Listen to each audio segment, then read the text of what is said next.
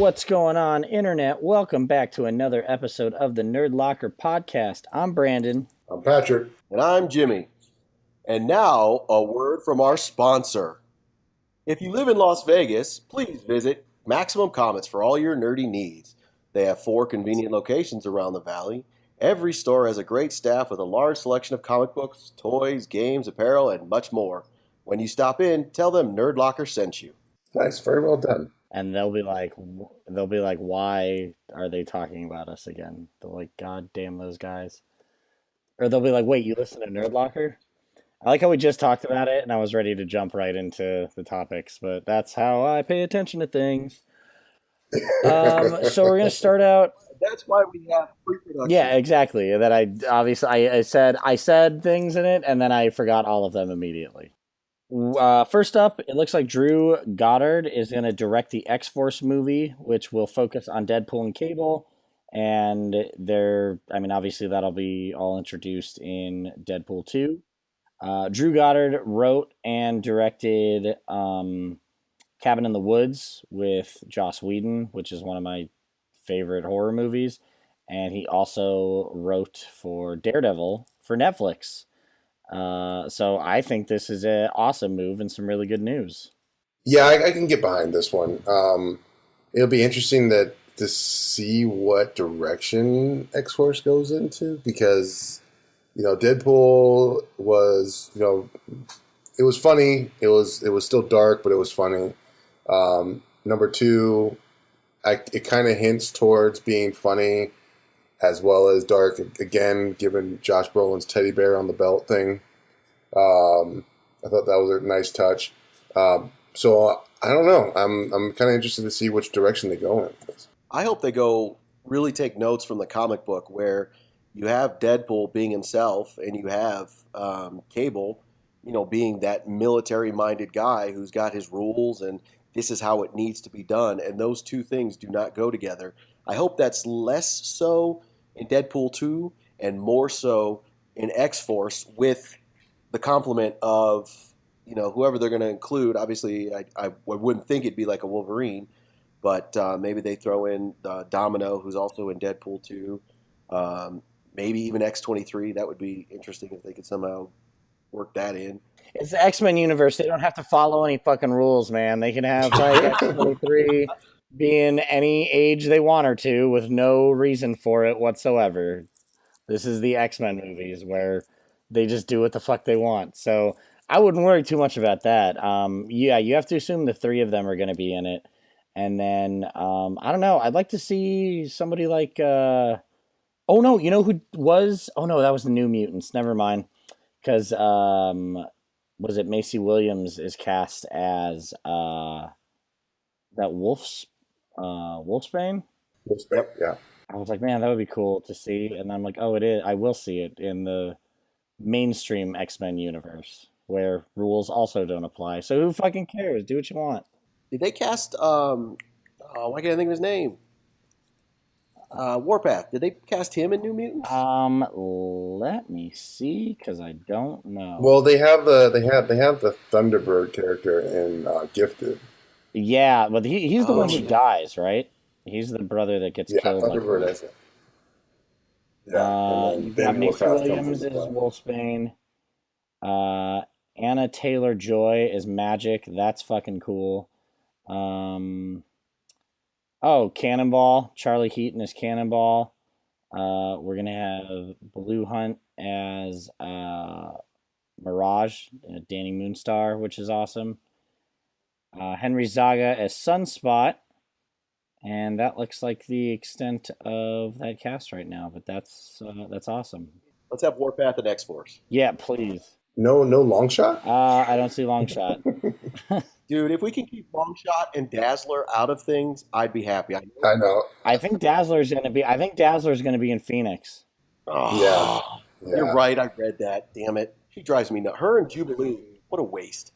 Well, there's that quick cameo of Dazzler in the last movie when they're in the record store. See those are unnecessary characters that I wish would be gone from the. I mean, Longshot was interesting, but at the same time, he was like, my mutant power is luck.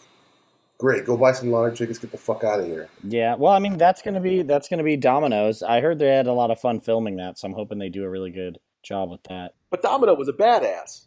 Yeah, long shot had the flock of seagulls haircut, He's from Mojo World, and dude. They're like 20 years behind. yeah, well, maybe Mojo has like an '80s thing going on that he loves. Yeah, I see that. See, that would be awesome if they did Mojo World.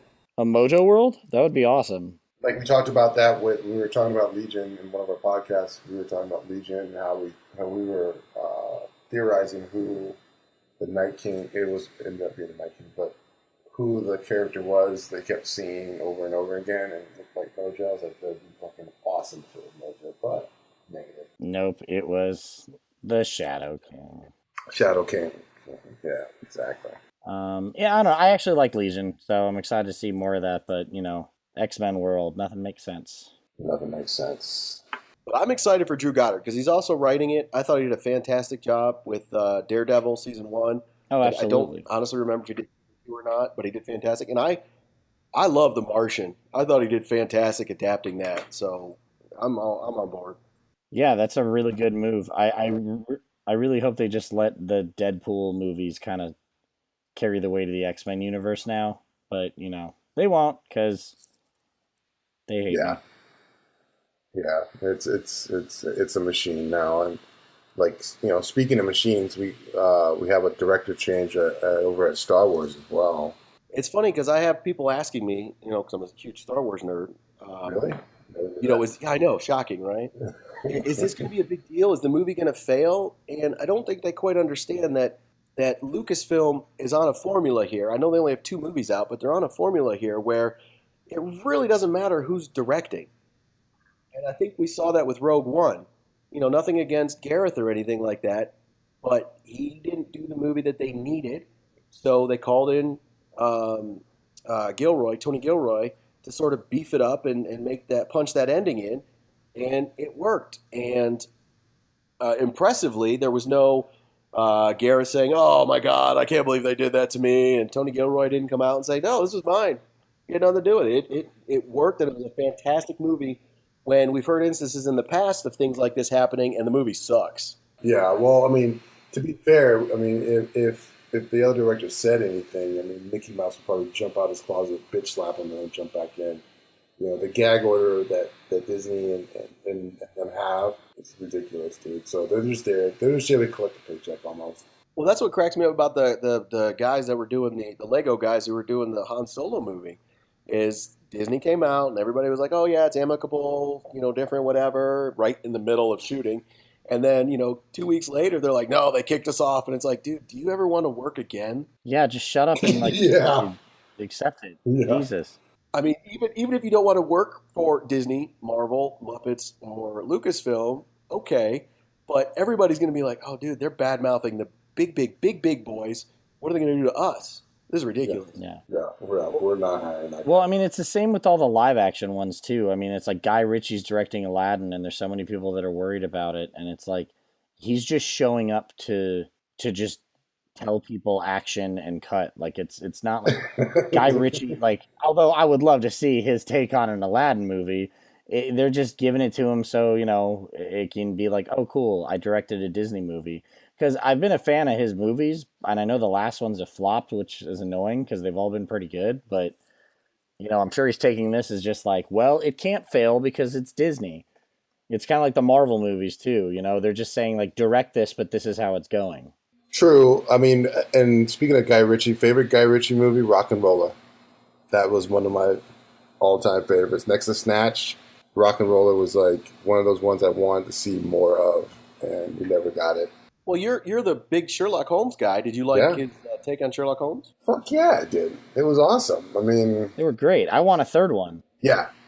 Yes, I did see Man from U.N.C.L.E. too. Man from U.N.C.L.E. wasn't. I thought that got robbed. It was super good. Yeah, it was a lot better than I thought because originally they didn't play it up in the marketing at all for it. I was Yeah. like, oh man, they've got like the generic movie review. Awesome. This film was awesome by whatever small press that it was, and I was like, shit, this is not going to be good. Then I actually went to go see it, and it was really good. The only one I have not seen though, I have not seen King Arthur yet. I haven't either, and it like Brandon said, it bombed, but I've heard people liked it. I've heard people liked it, but it didn't do well. But I don't know. Like with the next iteration of Star Wars, like you said, there's a formula. Everything's already written. You know, you pretty much can't go wrong. As long as you color within the lines, as it were, you don't really have to worry about it too much. I don't see anything going horribly wrong with it. I mean, like you said with the Marvel movies, Brandon, I can't even think of a Marvel movie that was terrible. I think the only one that came close was the very early days with Iron Man 2. Mm, And Marvel needed money because they right. had gone out on their own. I mean, they were on their own. They didn't have a studio behind them. And they rushed that movie out. And even at the time, I remember Jon Favreau being like, this is not what we wanted. It's going to be too soon. But they got that out so quick, and it wasn't that good.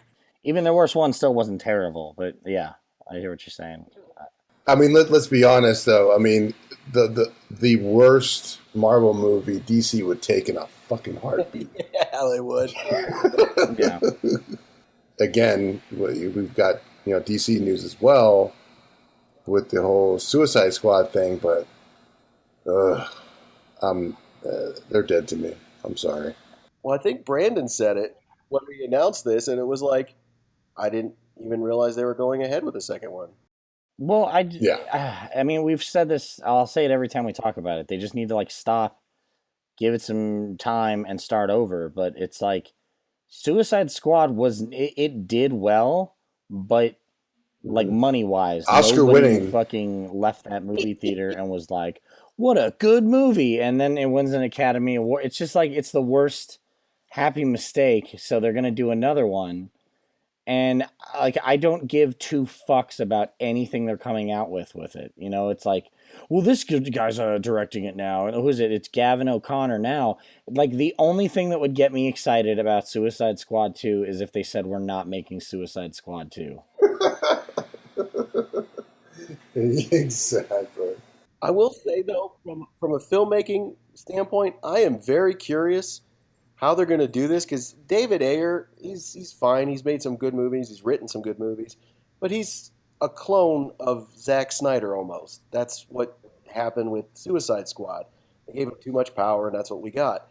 With Gavin, he's done some interesting films like Warrior, with Tom Hardy. yeah, Tom Hardy, and it was just like, wow, okay. And then The Accountant with Ben Affleck, which was to me a surprise hit, which again, Yes, there was. what? So I'm not rushing out to see this, but I'm very curious how he's going to handle something that was already made. So the story's written. We know these characters from that previous crappy story. How is he going to make it better or try to make it better? How is this going to work? I think the problem lies with obviously it lies with DC and and Warner Brothers and just the whole conglomerate as a whole. Like Brandon said, they should just give it a chance to breathe a little bit and then go back at it. But they can't. I mean, we got Ragnarok like right around the corner. We've got what is it? What's next? Black Panther. Sorry, Black Panther. I mean, we're getting all kind Avengers. Yeah, we got all kinds of stuff. So they're just getting pounded.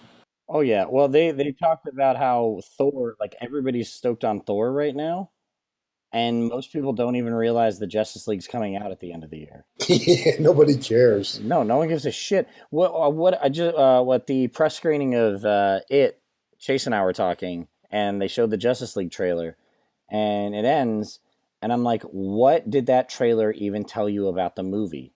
It doesn't say shit. It's like there's a thing that might be fighting people, but you're not sure what it is. It just appears for a second, and then they're just like punching shit, and Alfred's like making quips, and then it's Justice League. So it's like, okay, Was it a different trailer than before? no, I think it's the same one where it ends with Alfred being like, "He said you'd come. I just hope you're not too late." And it's like, we don't even know what the fuck is going Could on. that be? They know that he's like, "Hey, Aquaman, you talk to fish, right?" And then like, they're just like bullshitting, and then they're in Gotham, and then they're not in Gotham, and then they're underwater, and then they're at the mascara, and then it's over. And it's like, what the fuck does Yeah, that tell you about the movie? Nothing. Like yeah. in the You actually, Avengers one, you see Thanos and you see them coming together to fight this guy, and it's like you have the objective of it. But this one, you're just like you have to read that. Oh, they fight Steppenwolf and all the fucking parademons. right, and they have to go to travel to these different locations, and you get a gist of what's going on in the movie. But yeah, you're right. The trailers are very nondescript. It's a lot of Ben Affleck looking very solemn. That fucking look he gives after he's done talking to. He's like, "Oh, you talk to fish." That stupid smirk. Oh, that fucking drives me insane. Tell us more. No, it's. I don't know what you're gonna do. I really don't. There's no director that's gonna be able to solve, DC's problems. And I know it sounds like we're just absolutely harping on it, but it's true, man. It's absolutely true. Well, actually, to go back to Star Wars real quick, we just had Force Friday. Did you guys see any of the new characters? There was I guess Topps trading cards as like an actual picture of Snoke. Did you guys see any of that? Have any thoughts on it?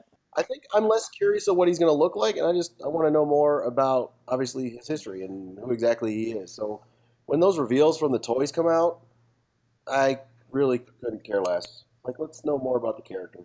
But that's just me. Well, what about Porgs, guys? How are your thoughts on Porgs? I want to get you one for Christmas. Well, they're fucking everywhere. Like someone took a picture of the Everywhere. Disney shop and there's like a wall of Porg mugs and I'm like, we don't even know what this thing does yet.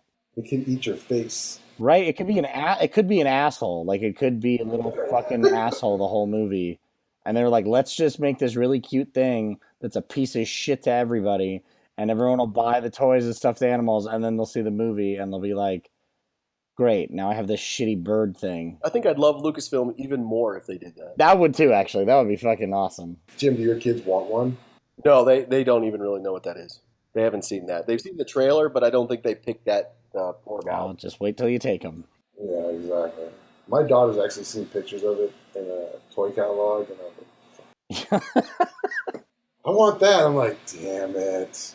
And it's your daughter too. If it was your son, it'd be like, no, Yeah. son, come here. Let me explain this to you. But when your Yeah, daughter yeah, yeah. looks at you with those eyes and says, Daddy, I really want this, man, you're done. Yeah, yeah, man. I'm just sitting there like, well, I guess that's another $40 I'm gonna flush down the toilet. Here's a porg.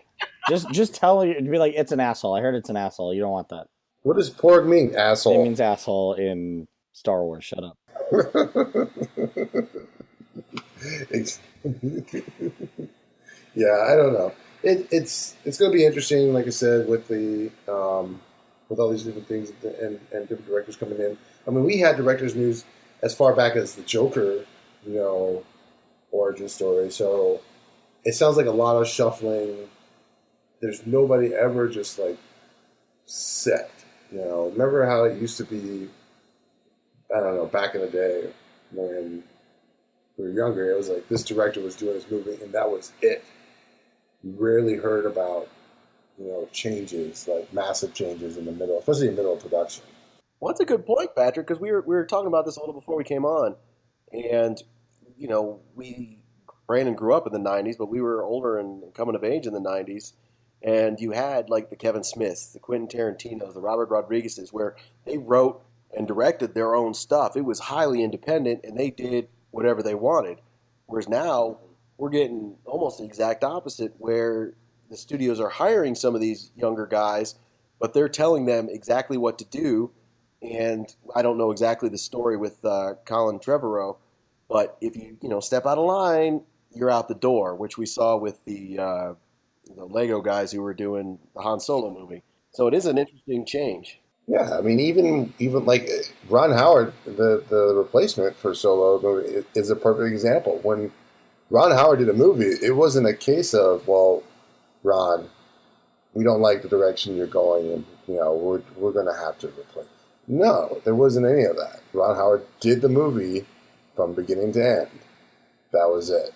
Well, can I tell you real quick how excited I am that Ron Howard is the one that took over the Solo movie? I mean, he is I know people hate George Lucas and they have, whatever feelings, but he is a direct descendant of George Lucas's style as far as filmmaking goes, in that he was in American Graffiti. He made Willow. It's perfect to me. I love this idea. Yeah, I honestly, when I heard about Ron Howard stepping in on the Solo movie, I was like, you know what, I can get behind this. I'm not a huge fan of the changed universe, the Disney-fied Star Wars universe. So I know the origins are going to be changed a little bit. But when I heard Ron Howard was on it, I was like, okay, I can get behind that. I'm good. Yeah, I was really stoked. I know a lot of people were like, "Oh, Ron Howard," but I think they only really know him from his more recent flicks. I think he was the one that did like the Angels and Demons, and Yeah. They only know from that. Yeah. but yeah, if you're old enough and you remember, Fucking Willow, man. Yeah, that movie's I fun. know Willow. I stole So- baby while you took a pee pee. That movie still stands up. It still holds up, dude. It actually does. Which you wouldn't think, but yeah, it's not a bad movie. It's not a bad movie. So all you youngsters out there that haven't heard it or haven't seen it, go check out Willow. Although the attention spans are different now, and we'll probably get all this hate mail. That's like that movie's stupid. Exactly. More hate mail. Yes. Love it. Hateful tweets. So I know Brandon is a huge fan of these little tykes from the DC universe, the Teen Titans. So what say you, Brandon? Yeah. Well, this is gonna be on DC's streaming service they're gonna be doing, and honestly, when I heard they were doing another season of Young Justice, I already knew I was gonna be getting that because that show was fucking great and it Mhm. never should have got canceled. Never. So I was already on for that. But now we're getting Titans, and I have a little more hope for it because it's going to be their own service. I think it might be a step above the CW shows, which I think it might need to be. Mm-hmm. But right now we have Brenton, and you guys know I'm bad with the names. Brenton Thwaites with he's going to be Dick Grayson. He was in Pirates of the Caribbean, the last one. He's the Turner. Yeah, the Turner kid. The other Turner kid. And then we have Anna Diop. Do you think one of those is silent? Diop. She's going to be Starfire.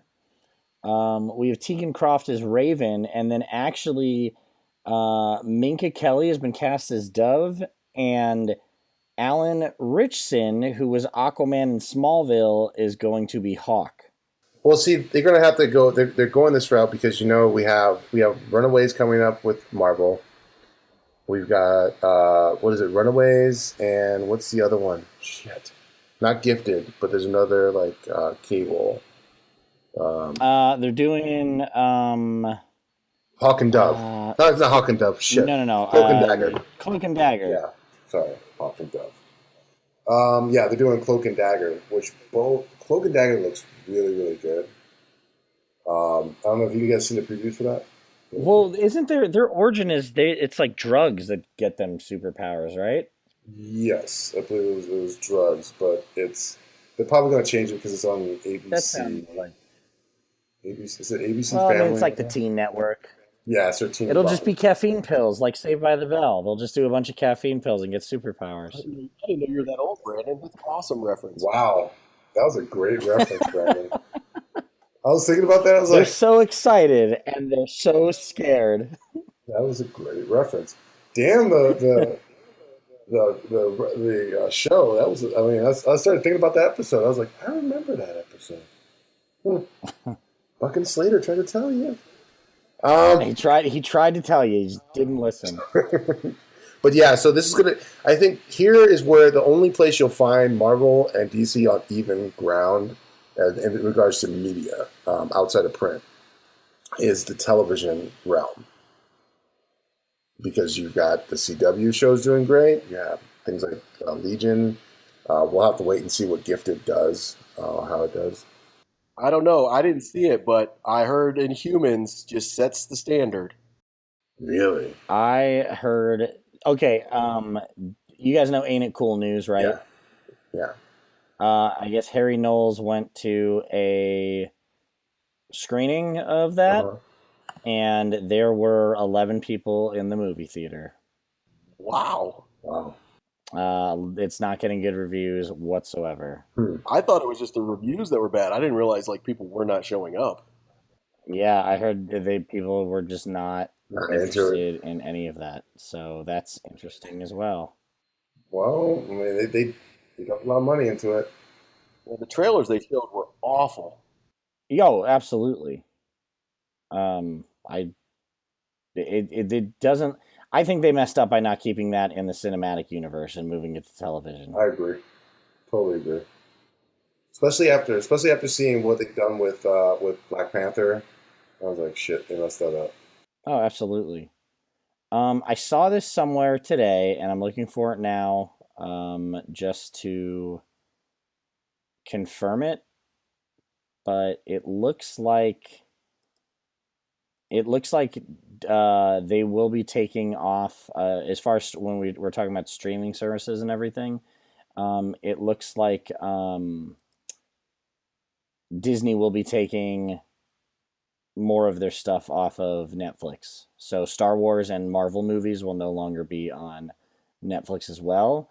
But there's still no word on the original series, the Marvel original series. But as of right now, they are going to be taking off Star Wars movies and Marvel movies and putting them on their streaming service. So that's interesting. That's some It makes balls. sense from a business standpoint, and I read that press release too, and they were very specific with movies.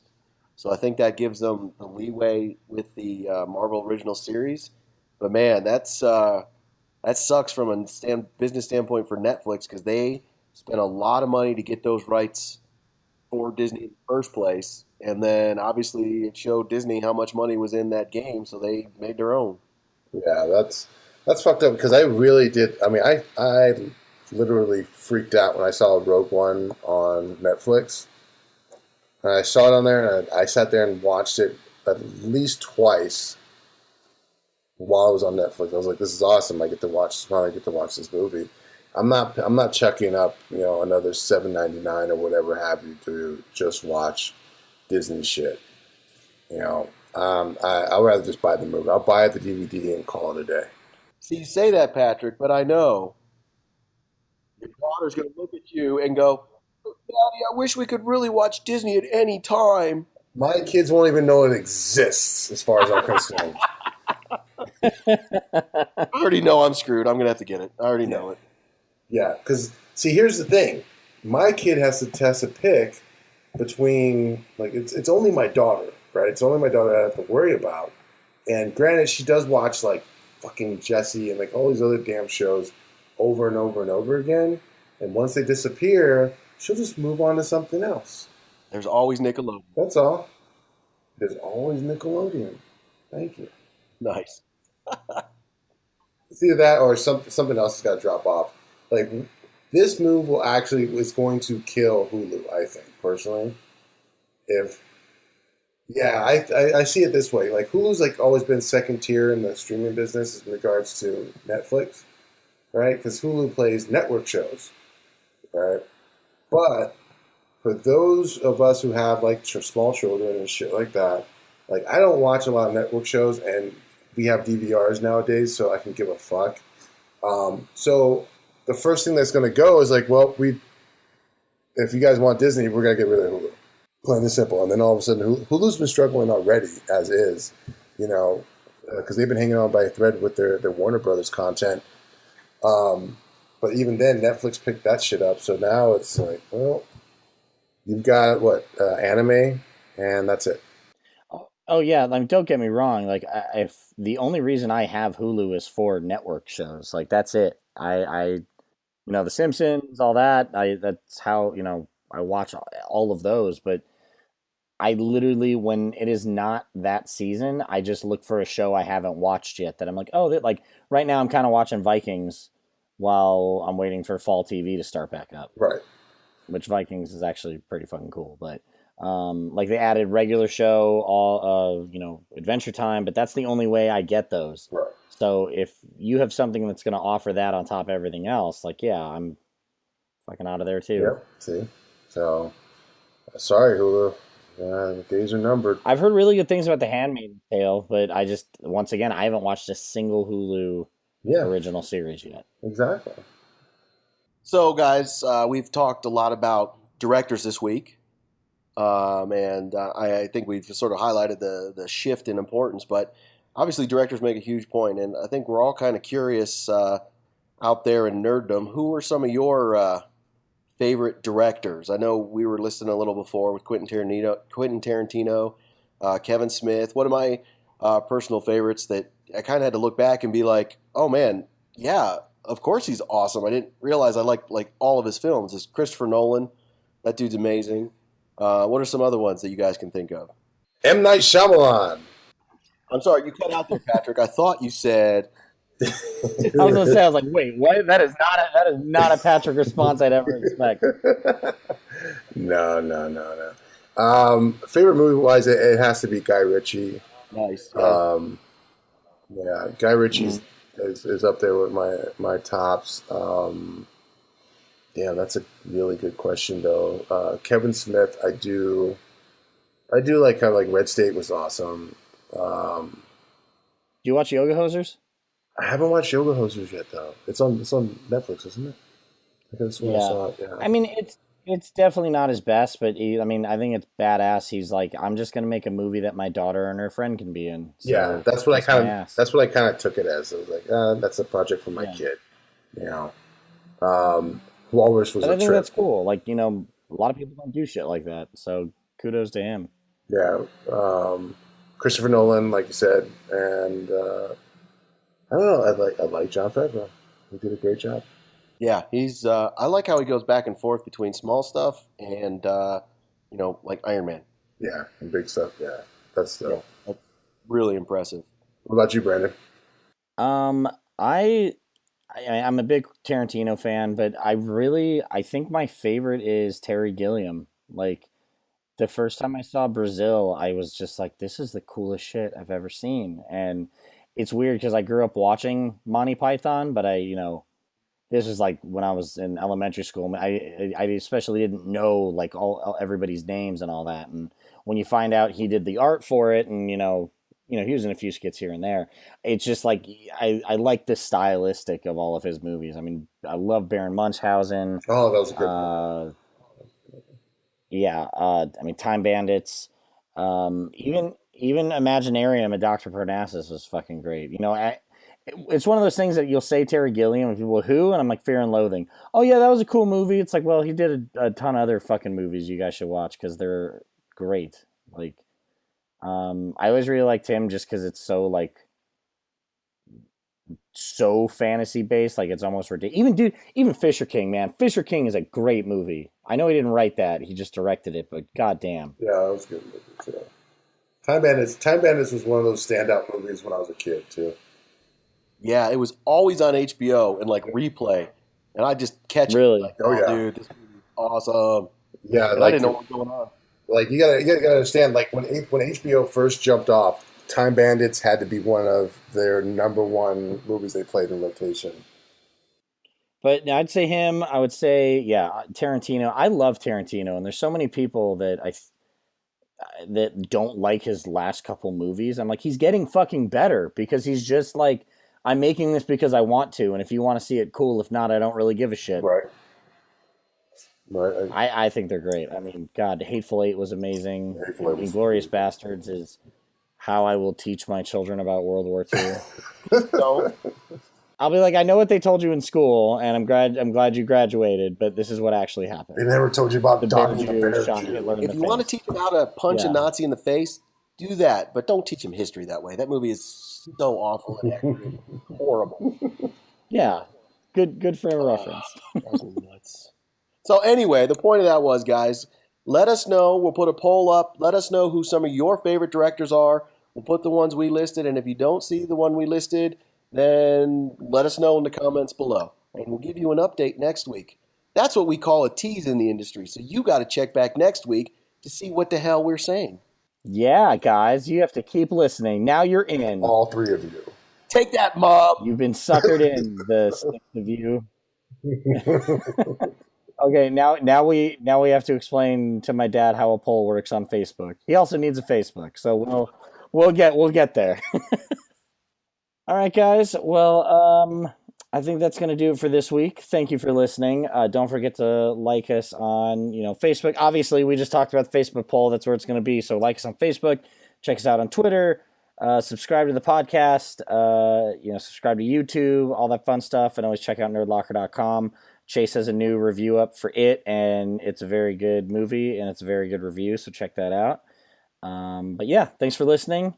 And until then, you guys have a nerdy week.